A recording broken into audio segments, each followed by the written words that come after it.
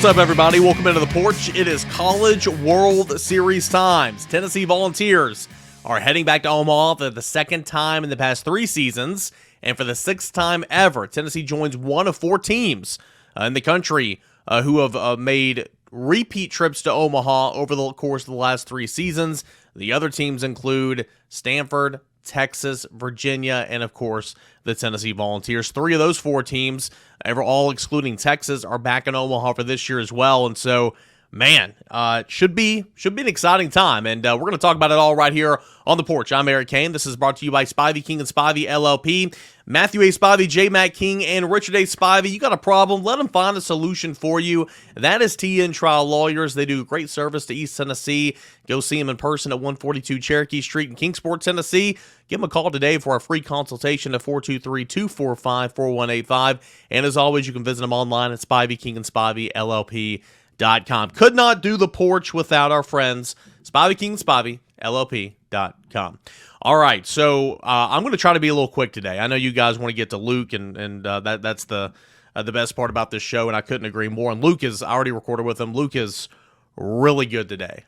He says some stuff that he gets real. You know, he says some stuff about the 2021 trip to Omaha and how this year could be different and lessons learned and all that type of stuff. And of course, the 22 season, he gets real for a little bit. And, you know, I even wrote about it. I don't know if it's out there yet or not by the time this plays, but I've got a column where I kind of talk about it as well. That'll be out before game time on Saturday. So a lot of good stuff. And, but what I want to do is I want to, again, kind of explain what the College World Series is. A lot of you guys listening know exactly what it is. So, you know, just bear with me here for the next 30, 45 seconds. But for those of you guys who are new and following along with college baseball and just want to support Tennessee and don't really know how the College World Series works, well, it's the final 8 teams, okay? And you split it in 2. You got 4 teams on this side, 4 teams on that side, and you're playing a regional, okay? The double elimination, who can advance out of the regional, just like Tennessee advanced out of the Clemson regional 2 weeks ago. And then the team that advances on each side out of the regional, if you will go on to the College World Series final, and you will play a super regional, a best of a 3-game series. And the winner of that, boy, you're champions, okay? So, that's essentially what the College World Series is. And Tennessee is, Luke says something here in a moment, you know, it's never the team that everybody thinks is going to win. It's never the team that no one knows about. It's that team right in the middle and just a good, solid baseball team. And that's what Tennessee is, guys.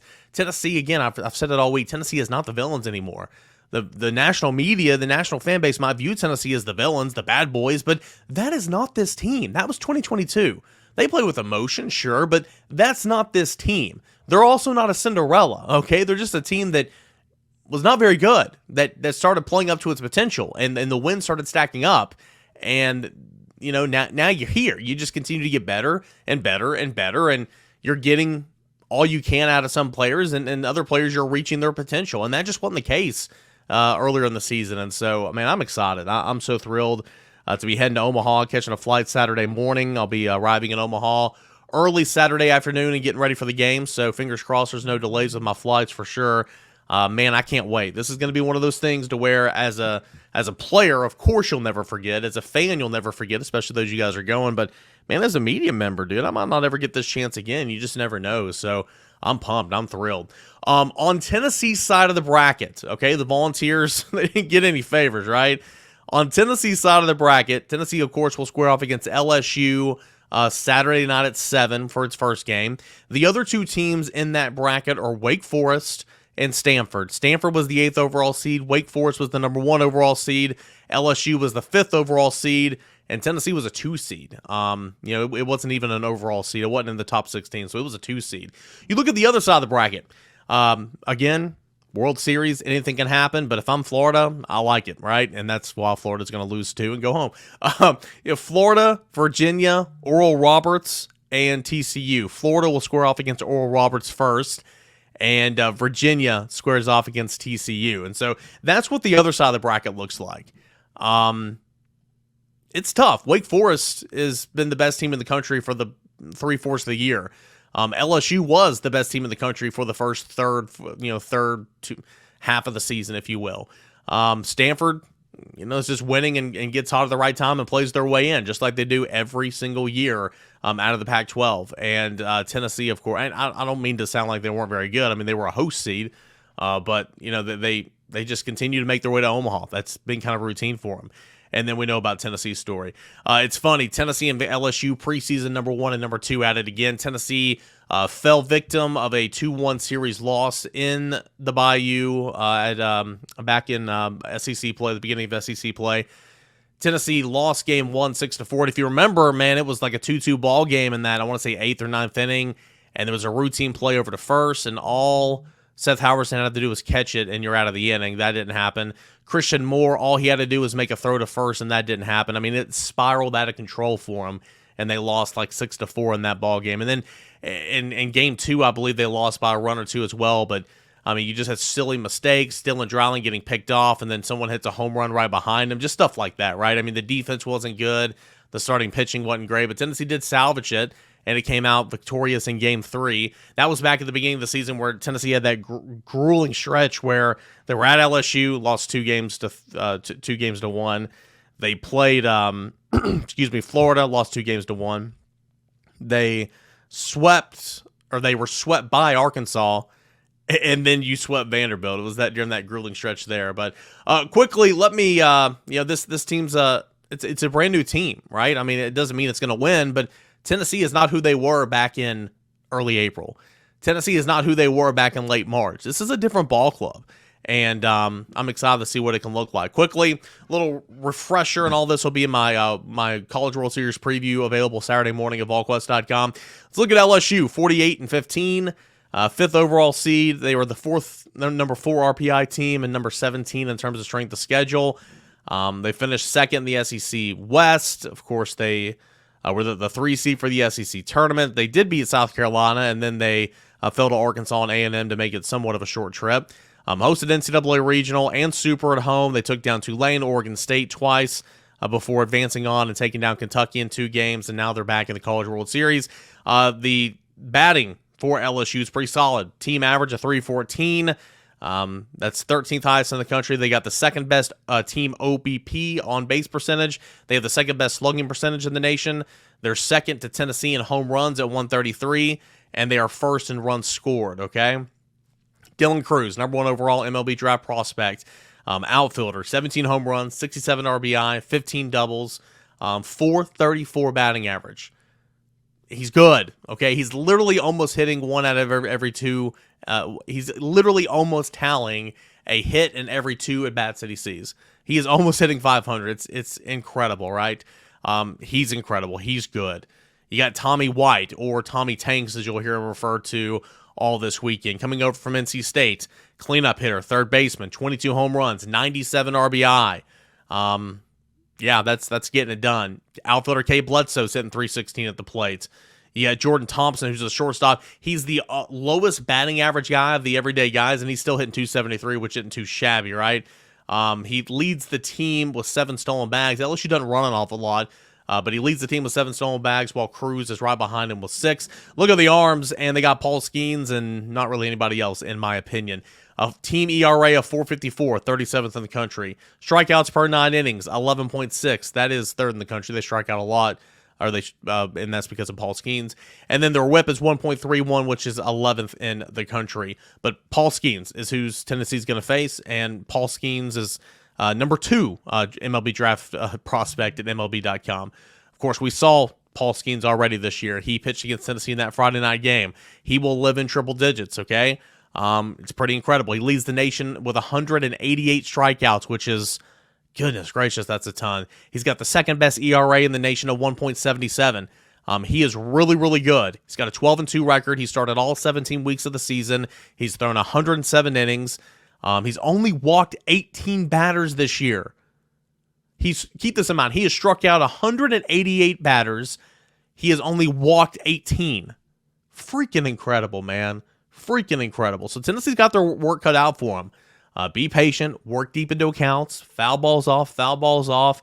Just try to make them work. It's really all you can do. Just try to make them work. Behind him, and I'm gonna mention some more pitchers because again, you are likely to see one of these teams in the regional, quote unquote regional, again later in the week, even if you win or lose. So If Tennessee sees Paul Skeens, maybe they'll see Ty Floyd, who is a decent number 2. 7-0 is the record, of 4.50 ERA.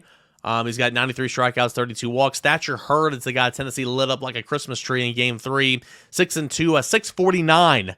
Yes, 6.49 ERA in 10 starts this season. Christian Little, 2-2 record, a 7.47 ERA. He's a starting option as well. Riley Cooper, 4-3, 5.02 ERA is one of the guys used out of the bullpen with 27 appearances on the season. Blake Money, 1-0, a 5.73 ERA, has been relied on in big-time situations out of the bullpen. A two-way freshman infielder, Gavin Guidry, 3-0, a 3.42 ERA, and he's tied for the team lead with 3 saves as well on the season. So, again, you got Paul Skeens. If you can get past Paul Skeens, you're in good shape because LSU doesn't have a whole lot behind him. They got some guys who can do it, but it's nothing like Tennessee, and it's nothing like Wake Forest you'll see in a moment. That is LSU. Here's Wake Forest. Wake Forest is good. I don't want to compare one team to the next team, but that's exactly what I'm going to do. I don't think it's quite to the degree, but the 2022 Volunteers, that's the 2023 Wake Forest Demon Deacons. 52-10 is the record. Number 1 overall seed. All right. Number 1 in the RPI. Number 37 in the strength of schedule. They took the ACC regular season championship. Miami put them out in the ACC tournament. However, they defeated George Mason twice in Maryland in regional play. They whooped up on Alabama in Supers. I'm sorry, sir. This is a Wendy's. I saw that tweet from somebody during Supers. Gosh, I forgot who it was. It might have been Barrett Salee. It was so dang funny. It was like, Alabama's losing to Wake Forest 22-7 in the 8th inning, and someone quoted it and said, "Sir, this is a Wendy's." Oh, I'm stupid. It's funny. But yeah, they whooped up on Alabama, outscored them 27-9 in that Supers. And one thing about this is, and you can't really take an awful lot from this, and I asked Luke about this in a moment, but Tennessee did see Wake in the fall. Played 18 innings at Lindsey Nelson Stadium. It was the Sunday after the LSU game when flight was delayed by 4 hours after covering the LSU game, turning right around, coming home. Flight was delayed. Now I got to the park in the second inning of 18 innings, and a lot of my best friends on the general quarters were giving me hell because I showed up in the second inning of an 18-inning game after being in Baton Rouge just hours before. I find that hilarious then, and I find it even funnier now. Anyway, just going to throw shade. I mean, yeah, it's worth it, right? I'm going to throw shade. You guys throw shade at me sometimes. It's all funny games, though, love and war. Wake Forest, Demon Deacons, again, really, really good. So Tennessee did see them back in the fall, so at least you have a taste of kind of who they are in terms of players and all that type of stuff. But it's not true, but you've at least seen them, I guess is what I'm trying to say. Bats are really good. 19th highest average in the country at 309. Third best on base percentage. Sixth best slugging percentage. Fourth in terms of home runs at 129. 583 runs scored. That's third highest in the country. Nick Kurtz, 370 batting average. He's the first baseman. 24 home runs. 69 RBI. Nice little number there. Cleanup hitter, third baseman Brock Wilken. Really good player. Tied for second in the country with 30 home runs. Tied for 10th in the nation with 80 runs driven in. Second baseman Justin Johnson, who hits fifth behind Wilken, is hitting .341 on the season with 16 home runs and 76 RBI. 8 players who have started at least 30 games for Wake Forest this year currently are hitting over 300 this year. That's incredible. I'm going to say that again. 8 players who have started at least 30 games this year for Wake are hitting over 300 right now. Goodness gracious, that is really, really good. The team doesn't run an awful lot on the base paths, but they've only been caught twice on the year. That's a good stat. So they don't run a lot, but when they run, they're very successful. They've stolen 43 bags out of 45 attempts. Tommy Hawk leads the team with 13 stolen bags. Leadoff man, center fielder. Danny Corona, outfielder Adam Saracey. They have double-digit home runs as well. So it's a really solid lineup. But for as good as Wake Forest is at the plate, Wake Forest is damn good on the mound. Goodness gracious. Number 1 team in the country with a 2.84 ERA. Number 1 team in the country with 12.2 strikeouts per 9 innings. Number 1 team in the country with a 1.04 whip. Really good. Really, really good. The stud is Rhett Lauder. 15-0, a 1.92 ERA. Undisputed stab. He's got the 4th lowest, ranking 4th in the nation in terms of ERA. He's tied for 5th with 131 strikeouts. let's pause a moment. Remember when I was talking about Paul Skeens leading the nation with 188 strikeouts? Rhett Lauder, who's a dang good pitcher as well, an All-American, he's tied for 5th with 131. That's 50 less. Goodness gracious. Behind him is Seth Keener, 7-1 record, a 2.23 ERA. He's a swing man, 21 appearances. He's also made 7 starts. Lefty Sean Sullivan, 5-3, 2.80 ERA. He's made 10 starts. Another lefty, Josh Hartle, 11-2, 2.80 ERA. He's made all but 1 weekend start this season, and he also has 131 strikeouts. So again, listen to those ERAs. 1.92, 2.23, 2.80, 2.80. These are some dang good ERAs. Closer Camden Mendocini, 0-1 at 2.73 ERA, has 12 saves on the year, and that's tied for 8th in the country. So Wake Forest, man, they are good. Really, really good. I knew it all season long. I've caught a couple of games whenever I'm just, searching through the channels here, but I mean, seeing it on paper, goodness gracious. And then finally, I'm going to break down Stanford in case Tennessee sees Stanford in this quote unquote regional play. Again, the winner, so Stanford and Wake Forest play at 2:00 on Saturday. Tennessee and LSU play at 7:00 on Saturday. The winners will play on Monday at 7. The losers of those 2 games will play at 2:00 on Monday, and that is an elimination game. So if Tennessee were to see Stanford, here's a little bit about Stanford. 44-18 is the record. 8th overall seed, number 16 in the RPI, number 35 in the strength of schedule. They won the Pac-12 regular season championship. They were put out by Arizona in the conference tournaments by a score of 14-4 in that one. They earned the 8th overall seed. They hosted both supers and regionals at home. They advanced to Omaha on one of the wackiest plays ever. If you remember how the Texas guy just lost the ball and the Lions never saw it, and it was heartbreaking for them. But nonetheless, that is who Stanford is. At the plate, 9th highest batting average in the country at .319. On-base percentage ranks in the 30s nationally. Slugging ranks number 8th in the country. Home runs, 117. That's 10th in the country. And they've scored the 10th most runs as well at 529. Third baseman Tommy Troy, one of several guys on this lineup that could swing the stick pretty well. .397 batting average. He hits 2nd in the order. He's 2nd home runs with 17. He's 5th with 58. He's 5th with 58 RBI. Let that sink in. Incredible. Cleanup hitter, left fielder Alberto Rios leads the squad with 18 home runs, 71 RBI, a .387 batting average. Not bad. DH Braden Montgomery, 17 home runs, 60 RBI. Catcher Malcolm Moore, 15 home runs, 62 RBI. First baseman Graham Carter, 15 home run, 17 RBI. Goodness gracious. Second baseman Drew Bowser, 14 home runs, 48 RBI.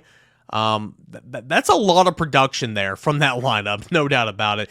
8 of the 9 everyday players in the lineup are hitting over 300, while Tommy Troy, the third baseman, leads the squad with 17 stolen bases on 20 attempts. So, again, it's Omaha, the best of the best, all right? The best rosters, the best talented, the best groomed players. And so we're looking at these stats here on paper, and these teams are tough, but so is Tennessee. Let's look at the Orange quickly before we call it quits here. We get to Luke. The arms, not good for Stanford. There's a lot of opportunity there. A .575 team ERA, that's 128th in the country. 10 strikeouts, 10.5 strikeouts per 9 innings. That's pretty good. That's top 15. The whip, though, is in the 100s as well nationally. 1.55 is the whip. That ranks 108th in the country. So, the number 1 is Joey Dixon. 7-0, 4.86 ERA, right-handed pitcher. Okay? The number 2, or at least the guy that pitched second last weekend, was the guy that made all the headlines, throwing 156 pitches with 16 strikeouts. I'll tell you this right now, that is malpractice, okay? I understand pitch outs go out the window this time of the year. I'm lenient. I get it. 156 pitches, someone should get their ass fired. That's just my opinion. That's ridiculous. 10-4 record for Quinn Matthews. He's a southpaw. A .360 ERA. Really, really solid player. He's got a team high 120 innings pitched, and about half of those came last weekend in the start against Texas. 152 strikeouts. That ain't bad at all. That's top 5 in the country. He's given up, though. Listen to this. Given up an astounding 43 extra base hits on the season. He's given up like 29 doubles, guys. Goodness gracious. Other guys behind him, Matt Scott, he's a righty, 5-4, 4.86 ERA. He started 12 games, 23 appearances. Righty Brant Panther, 3-1, a 4.43 ERA. He leads the squad with 31 appearances out of the bullpen. He's second with 5 saves. And then you have a southpaw by the name of Ryan Bruno, 2-1, a 5.18 ERA. He has 9 saves on the season in 29 appearances. Okay, that is a look at Tennessee's side of the brackets. Tennessee is getting going in College World Series play from Omaha, Nebraska, Saturday night, 7 o'clock Eastern Time, and the first game is going to be up against LSU. Big game coming up. We'll have all the coverage at Volquest.com. Please stay dialed into Volquest.com. Check out the General's Quarters. I'll have a game thread going there. It'll be live. We've had goodness gracious, we've had like near 30 long page game threads, which is incredible, guys. Job well done. Let's keep it clean in there as well. And yeah, you can always follow us on Twitter at _Cainer and at Volquest_on3. Luc Lipcius is coming up next. Great stuff from Luke. So I want to get this read in and give my friends some shout outs over at Spivey King and Spivey LLP. Shut up and let you get to Luke. Spivey King and Spivey LLP. Problem? Let them find a solution for you. That is T&N Trial Lawyers. They specialize in some great stuff, guys. Criminal defense, family law, personal injury. They have over 80 years of combined experience. Spivey King and Spivey LLP provides representation throughout the state and federal courts of Northeast Tennessee. They have so much experience. This practice has been in place for 43 years with this partnership since 2012. They are energized for today's modern legal demands. Primarily operating out of Northeast Tennessee, the Tri-Cities of Sullivan County, as well as Hawkins County, Washington County, and surrounding areas. They have won multiple awards as a staff and have attorneys who have been rated by super lawyers in the Mid-South with real trial experience. Whether you are injured in a car accident, need a divorce, help with custody of your children, or have been accused of a crime, we are here to help at Spivey King and Spivey LLP. They are. I'm not smart enough for that, but they are there to help you for sure at Spivey King and Spivey LLP. Go see them in person. That address is 142 Cherokee Street, Kingsport, Tennessee. Free consultation. Give them a call today at 423-245-4185. A free consultation. Pick up the phone right now, 423-245-4185. And as always, visit them online, Spivey King and Spivey LLP.com. One more time, Spivey King and Spivey LLP.com. Luc Lipcius coming up next, right here on the porch. College World Series, man. Second time in 3 years. Of course, you were on that team that went in 2021. I mean, how, as a former player now watching, and of course being, former teammates of these guys currently on the roster, how excited are you? How cool is this for Tennessee baseball back in the College World Series? It is so exciting to see a team, not only what it means, you're literally top 8 out of whatever it is, 300 Division I college baseball teams, but just the fact of where they started, where they are now, the fact they made it to Omaha, so great. It's an experience like no other. And for this team to have done what they did in the regional, done what they did in the super, and make it all the way to the top, it's absolutely amazing. Omaha is one of the best places on earth, especially if you're a college baseball fan. But it's awesome, especially for the coaching staff and V. It is just so good for him to have done what he did. We're kind of where we need to be after the program turnaround that he implemented, and just seeing him consistently making it deep into the postseason is just so great for not only the baseball team, but also for Tennessee in itself. Yeah, no doubt. And you kind of brought up an interesting point. We'll talk plenty of World Series, a little bit of that supers, and no shortage of conversation here today. But you mentioned Tony, and you and I were kind of talking about that 2019 team before we started recording. You guys had some dudes on that team, no doubt. But would you say maybe this is Tony's best coaching job this year? I think you could make the argument, okay, because you were replacing all the starters and everything, and you had to work through so much. But also, there's still so much talent. Even though they hadn't played and even though they weren't experienced, there's still so much talent on this team. Whereas you took a 2019 team to regional play where you might not have had as much talent on that roster. But either way, I mean, Tony's done a heck of a job. But which one would you say maybe is the better coaching job? It's really tough to say. I think back in 2019, he was still finding himself. We were still finding ourselves. And so the fact that he did what he did with what he had, extremely impressive. He's a young head coach that is just fighting for a job, his name, all this stuff. And I really think that 2019 team was a better coaching job just because you take a less talented team and extract every ounce of potential you had out of that team. Now, this 2023 team is different because the talent's been there from the start, and they had to go through some bad stuff before they got to the good stuff. Now, I'd say this is more of a whole staff job because it does take the whole staff, the Coach A, and especially Q, to have a turnaround like they did. And so as far as coaching goes and team goes, I think this is a better team coaching job to have all this talent, all these egos coming off of the best season in Tennessee baseball history. Have it start bad, turn it around, awesome. But I do think that 2019 was where Tony started, probably made his name doing what he did, taking us to the postseason first time in 15 years, all that stuff. Yeah, no doubt. Plus, in this conversation, if you're to branch off, I mean, you still have to come in and coach. You still have to come in and develop talent because you can be as talented in the world, but if you get no development, you're going to be left behind. But either way, Tony's doing a heck of a job, and this year's no different. So when I get to Omaha, I'm so excited. I've heard that this is one of the best events in all the sports, especially college sports. You made the comment to me that, only the diehard baseball fans are going to be there. This whole thing obviously is just for baseball. What all is going to be going on? Tell us about the things that you saw and you observed outside of playing when you were there. Yeah, well, it's just, there's so much pageantry, and you literally feel like a celebrity for a whole week. So you show up to Omaha, you're in your bus. There's people that are sitting in your hotel waiting to greet you. They know when you're coming, Twitter announces all that stuff. And then you get to just practice. You're practicing over at, I think it's Creighton, using their practice field, all that stuff, their facilities. And then you walk around the Omaha Village that they have set up, not only for the players, but also the fans that are there. And it was different in 2021 because, Tennessee was just starting to make the verge. People knew who you were. And I remember playing this game with my buddy Pete. Everyone knows Pete.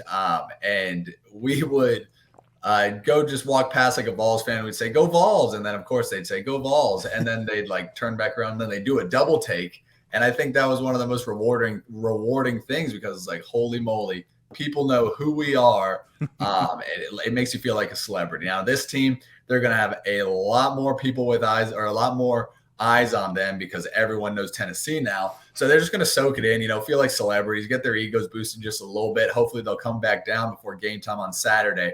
But it's just so great. And then you get to the field and it's such a beautiful stadium. They got ESPN doing all the interviews and the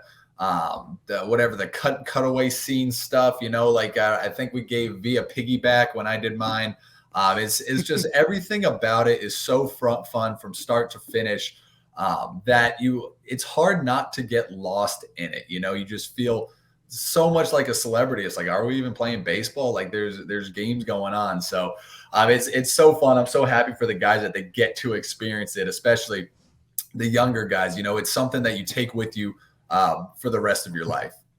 Yeah. That really is awesome, man. When you put it in that way, that perspective. And I'm just a guy going to cover it, and I'm thrilled because I think that in my career as I go on, hopefully I'll get another other opportunity to do this again, but you might not. And so this might be one of those things, even for me, that I can go back and say, yeah, man, I covered a College World Series. So we'll see if Tennessee can continue to win. So it'll be an extended stay. That'd be a whole lot of fun as well. Yeah, it's a little better than the 2 and done that we experienced in 2022. Sure. Yeah. You want to win some games, but hell, you got there, right? I mean, that's exactly. an accomplishment itself.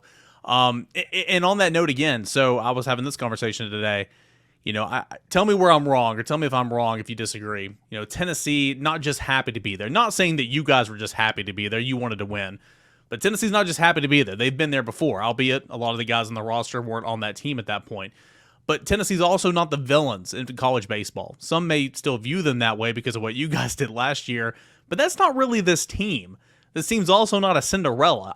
This is just a baseball team that turned it around, figured some things out. It's not really a feel-good story. It's just a team that got better as the year went on, and they're playing their best baseball right now, and they're relying on that talent that got developed. And And here you are in Omaha. I think Tennessee's got as great of a chance as anybody to, be the last team standing just because of the way this team's made up. Yeah, and I think you're completely right. This is exactly the makeup of an Omaha championship team. It's never the team you most expect. It's never the team you least expect. It's that team kind of right in the middle, just a solid team, and that's what we are.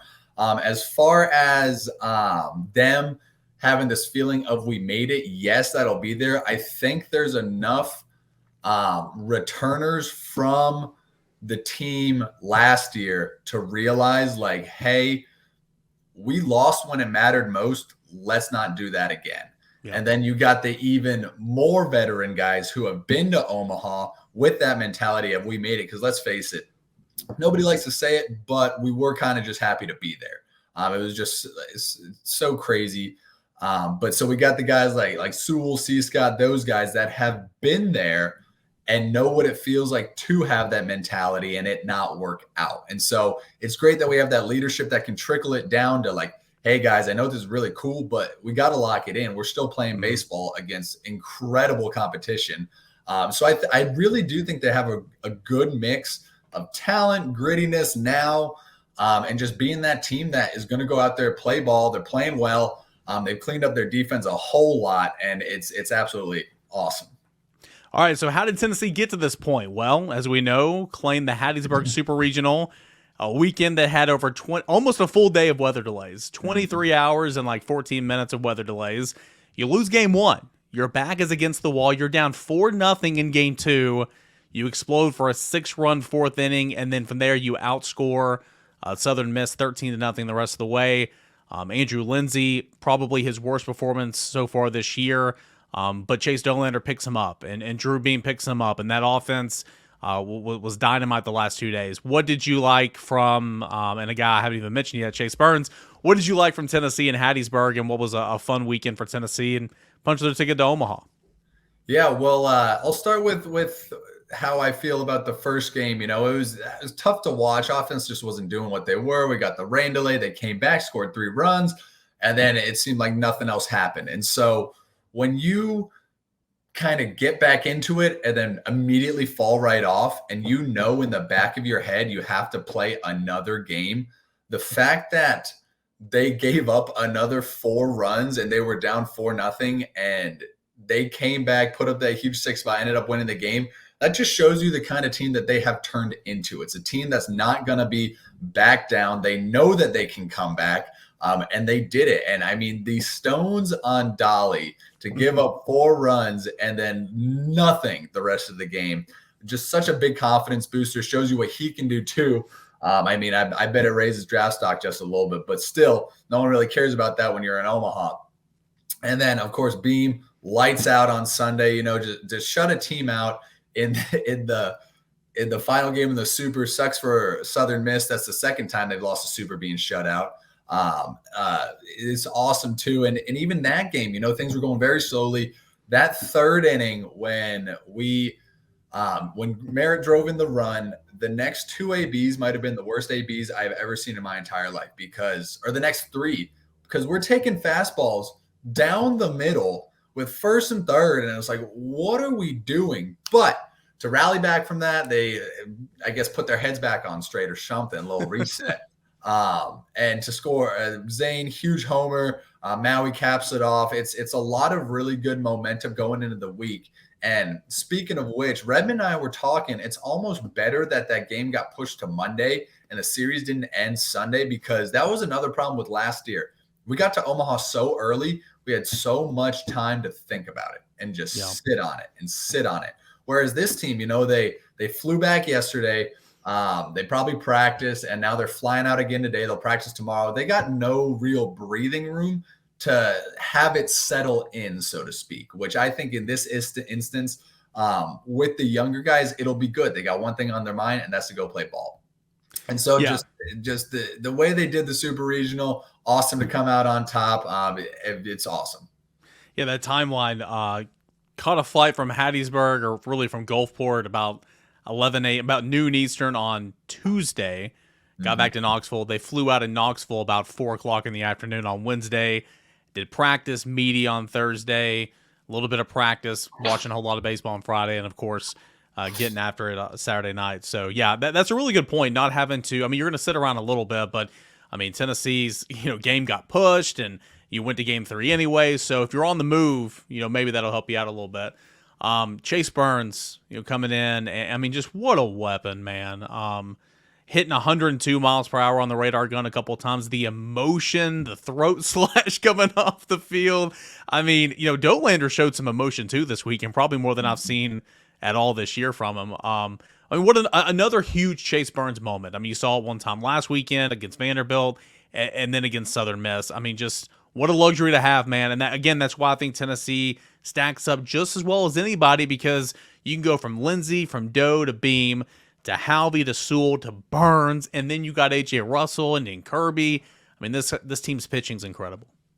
Yeah, so when Burns struck that guy out, I didn't think – well, he started screaming, and then he kept screaming, and then he kept screaming. I didn't know when he was going to stop. I'm like, dude, you must be out of breath or something.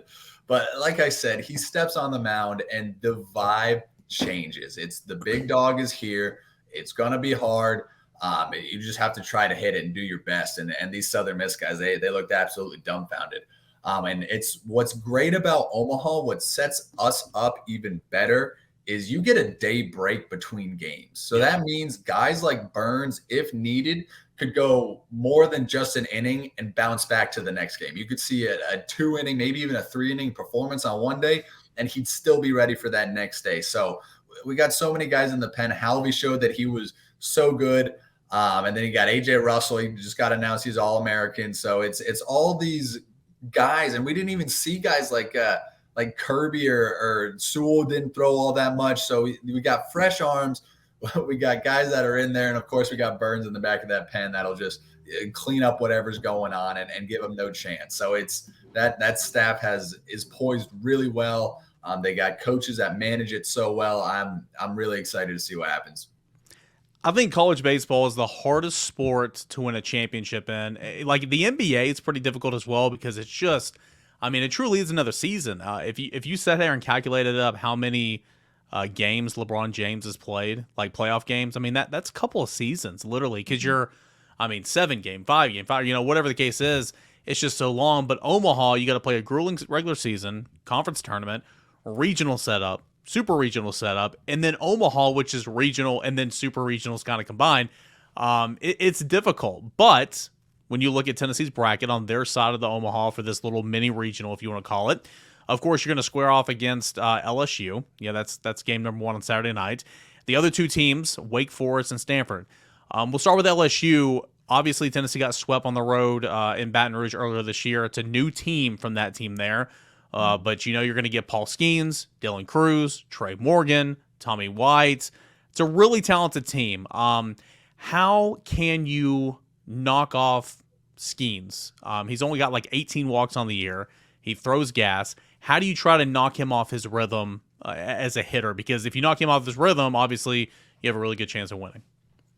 Yeah, it's so hard because Skeens is so talented. And like you said, you see guys that can bring it up to 100.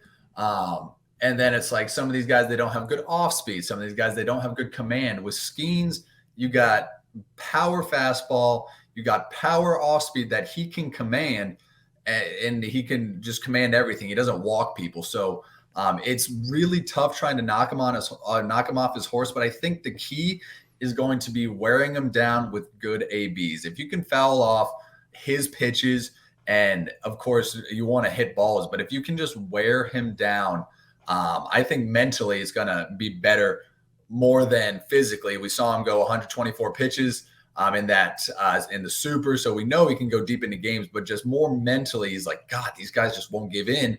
It's just going to be dog against dog.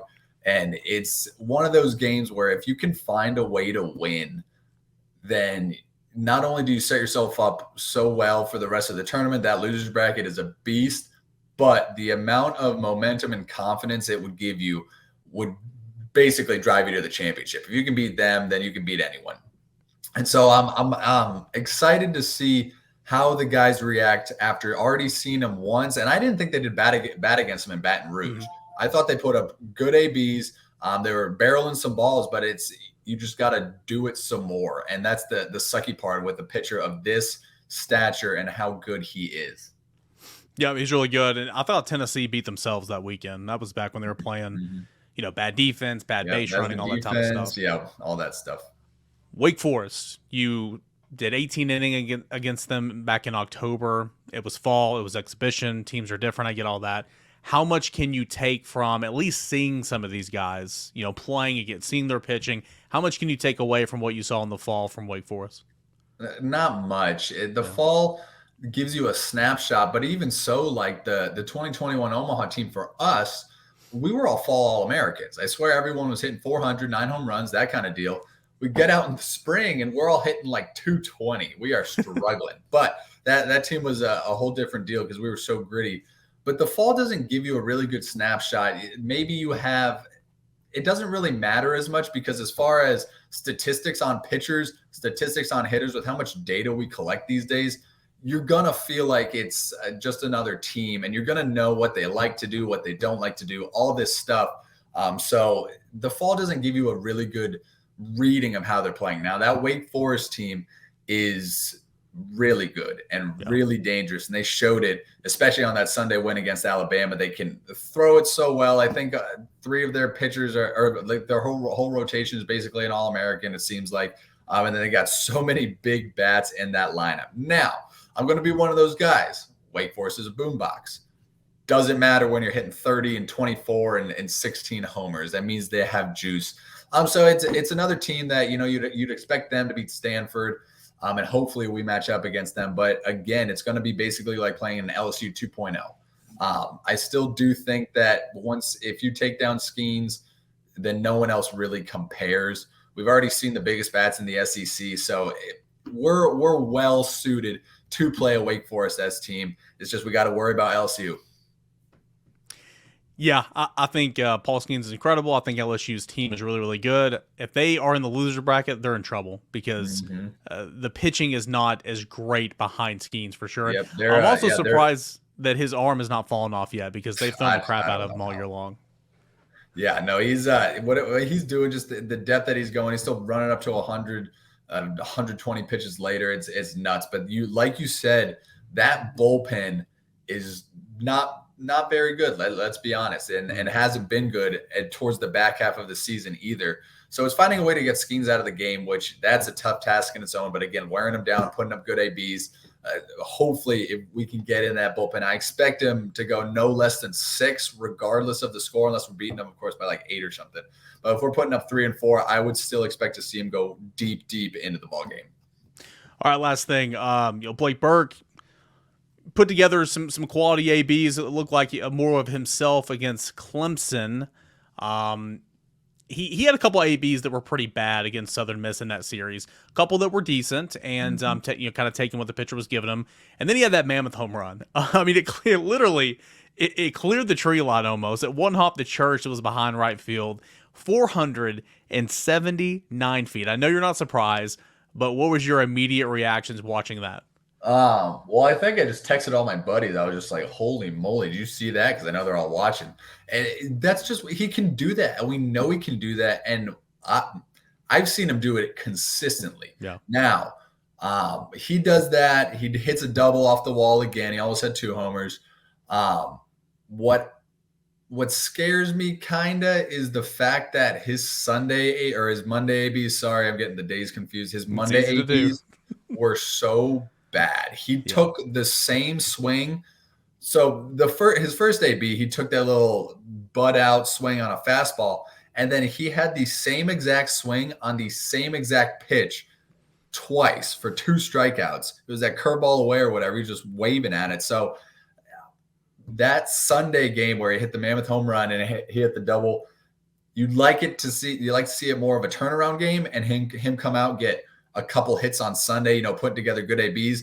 The fact that he just kind of went backwards could be bad, could be good. Maybe he's getting all the bad ones out before Omaha. You never know. However you spin it, hopefully he comes back and he's ready to hit some more 479-foot homers. Well, if you have Blake Burke hitting 7th in your order, It's not the worst thing is the way I look There's some at it. good going. All right. Last thing for sure, I promise. I can't remember in 2019. I'm sorry. You guys never dogpiled on anybody else's field, right? It was always dogpiling on your field. Yep.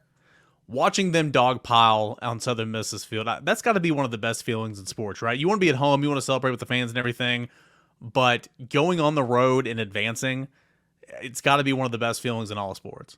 Oh, it is, because it's one of the hardest things to do in sports. When you're at somebody else's house, especially in college baseball, in the pros it's different. Just because I say it doesn't really mean as much, as far as regular season, even postseason go. But when you get at somebody else's home for a super where their fans are coming out, it's their coach's last season. He's trying to go out and win that kind of stuff. And you get to dogpile on somebody else's field, it does feel pretty sweet. There's something to be said about doing it at home, but just going in somewhere else and almost like claiming their field, it's like, we're here. This is ours now. It's a great feeling, and it's awesome that they did that. All right. Well, Tennessee will get going in the College World Series on Saturday against LSU, and then we'll play either Wake Forest or Stanford on Monday. Could be a lengthy, we'll call it 10 days or so in Omaha, hopefully. And we'll see how Tennessee does. We know Luc Lipcius, former Tennessee first baseman, is going to be watching all of it.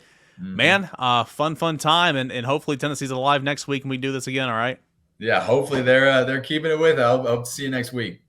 All right, man. That is Luc Lipcius, former Tennessee first baseman, right here on the Porch. College World Series time. I mean, this is it. This is the final step of the staircase. Tennessee has gotten better. Tennessee has been resilient, and now Tennessee will take on the College World Series in Omaha. The pageantry is going to be there. The broadcasts are going to be there. There's going to be cameras everywhere. Crazy fans. If you're there, say hello. I'm excited about it. I know you are as well. And again, I'll continue to say it. Tennessee is built to win this time of the year. Will they do it? We'll find out. You hope that they can win a couple of games and stay alive, and I think that they certainly can. So we'll see what Tennessee does in Omaha. Appreciate you guys, as always, for listening and watching us on the Porch. A big shout-out, as always, to Spivey King and Spivey LLP for making all of this coverage possible. You got a problem, let them find a solution for you. That's TN Trial Lawyers.